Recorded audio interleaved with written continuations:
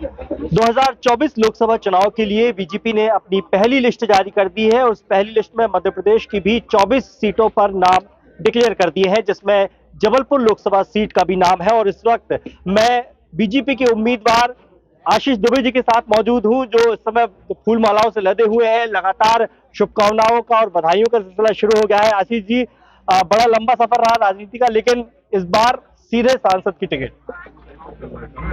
देखिए, हम भारतीय जनता पार्टी के कार्यकर्ता हैं और भारतीय जनता पार्टी में कार्यकर्ता को कभी भी कहीं कोई अवसर अगर मिलता है तो वो पार्टी का नेतृत्व तय करता है। इसलिए हम लोग पार्टी में कार्यकर्ता के रूप में काम करते हैं और जब पार्टी को जहां लगता है, जहां उपयोगिता है, तो वहां पर पार्टी कार्यकर्ताओं का, हम लोगों का उपयोग करती है। इस बार जिस तरीके से चल रही थी लगातार चर्चाएं, क्योंकि राकेश सिंह जी 20 साल से यहाँ पर सांसद थे और एक नए चेहरे की उम्मीद भी जताई जा रही थी, तो क्या दावेदारी आपने की थी या फिर उम्मीद से परे?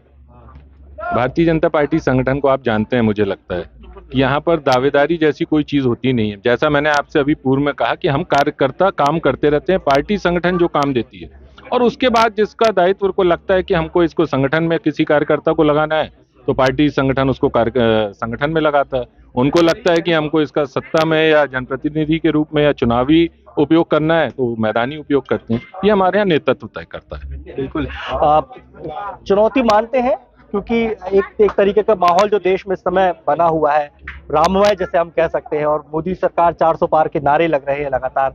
तो हालांकि जबलपुर बड़ा बीजेपी का मजबूत गढ़ माना जाता है, लेकिन चुनौती फिर भी बीजेपी से।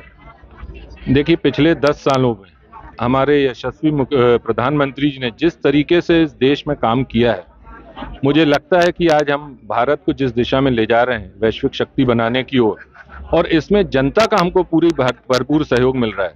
इसलिए हमारी जनता जनार्दन, जिसने भारतीय जनता पार्टी पर लगातार पिछले 2 चुनावों में आपने देखा, 14 में, 19 में हमको बहुमत दिया और हर बार बढ़ के दिया है, तो निश्चित रूप से इस बार भी बहुमत 19 से बढ़ के आएगा।